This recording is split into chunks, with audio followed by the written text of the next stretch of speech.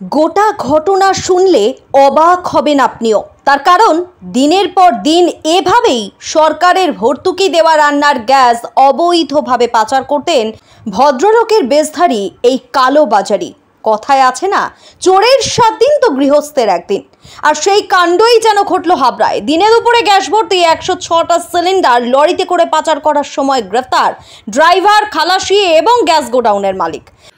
এবং আজকে বলে না, প্রতিনিয়ত এই 400 করে এই গ্যাসের সিলিন্ডার ভর্তি গাড়ি 2-3টে করে রোজ যাচ্ছে পৃথিবী ইন্ডিয়ান থেকে এখান থেকে খোলা বাজারে বেশি দামে এই সিলিন্ডার বিক্রির উদ্দেশ্যে যাচ্ছে লরিতে করে।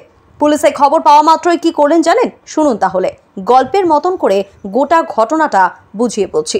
তার আগে আমাদের বঙ্গবাণী চ্যানেলটি ফলো এবং লাইক করুন আর দেখুন পুরো ভিডিওটি। রবিবার দুপুরে হাবড়া থানার পুলিশের কাছে গোপন সূত্রে খবর আসে, অবৈধভাবে হাবড়া বদর এলাকা থেকে ইছাপুর রোড ধরে একটা গ্যাস বোঝাই 407 গাড়ি যাচ্ছে। সেই মতো হাবড়া থানার পুলিশ সাথে সাথে ইছাপুর উদয়নপল্লী মোড় এলাকায় শুরু করেন নাকা চেকিং এবং প্রাথমিকভাবে পুলিশের উদ্দেশ্য সফল। তার কারণ নাকা চেকিংয়েই গাড়িটিকে আটক করে হাবড়া পুলিশ। গাড়ি চালক এবং খালাসি জিজ্ঞাসাবাদ করার পর গাড়িতে থাকা গ্যাস সিলিন্ডার কোথায় নিয়ে যাওয়া হচ্ছে বা বৈধ কাগজপত্র আছে কিনা এ বিষয়ে প্রশ্ন করা হলে তারা কোনো সদুত্তর দিতেই পারেননি। এরপরে ড্রাইভার সাহিদ হোসেন বাড়ি রহরা থানা এলাকায় এবং খালাসি সাহেব আলী গাজীর বাড়ি হিঙ্গলগঞ্জ থানা এলাকায় এই দুজনকে পুলিশ আটক করে থানায় নিয়ে আসেন, হাবড়া থানায়। পাশাপাশি বাজেয়াপ্ত করা হয় গাড়ি সহ 106টি রান্নার গ্যাসের সিলিন্ডার। পরবর্তীতে ড্রাইভার ও খালাসিকে গ্রেফতার করে জিজ্ঞাসাবাদে উঠে আসে এই গ্যাস সিলিন্ডার কালোবাজারি চক্রের মূল পান্ডা, যিনি কিনা বদর পৃথিবী ইন্ডিয়ান গ্রামীণ ভিট্রাক এলপিজি গ্যাস গোডাউনের মালিক কমল দাসের নামে। সেই মতো কমল দাসকে রবিবার গভীর রাতে বদর এলাকায় তার বাড়ি থেকে পুলিশ গ্রেফতার করে। এরপরে অভিযুক্ত কমল দাসের বাড়ি ও গ্যাস গোডাউনে তল্লাশি চালাতে উদ্ধার হয় একাধিক অবৈধ নথি পুলিশ মারফত, এমনটাই জানা গিয়েছে।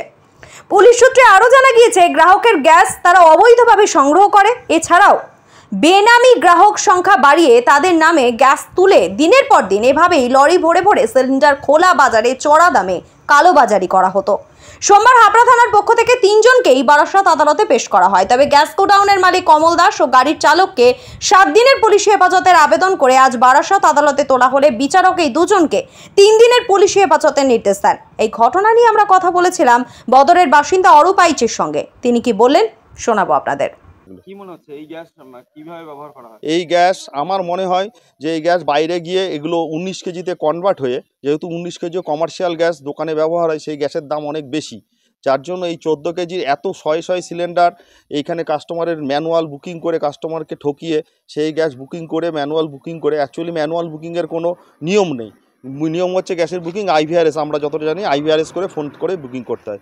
ম্যানুয়াল বুকিং করে এই গ্যাস বাইরে চলে যাচ্ছে বিভিন্ন জায়গায়, গিয়ে সেখানে 19 কেজিতে ভরা হচ্ছে, ভরে এবং কম দামে সেটা বিক্রি করা হচ্ছে। তখন যখন বলা হয় যে এই পৃথিবী ইন্ডিয়ানের মালিককে ফোন করার পরে বললো যে সে ডকুমেন্টস নিয়ে আসছে, কিন্তু ডকুমেন্টস আনছে বলে 1 ঘন্টাও কেটে যায়, তখনও আসে না। তারপর যখন পুলিশ যখন ফোন করে বলে যে আমরা তাহলে সিজ করে গাড়ি থানায় নিয়ে যাচ্ছি, তখন ওই মালিক আসে কতগুলো ক্যাশ মোমো নিয়ে, রিপিন ক্যাশমো, ভুয়ো ক্যাশমোমো।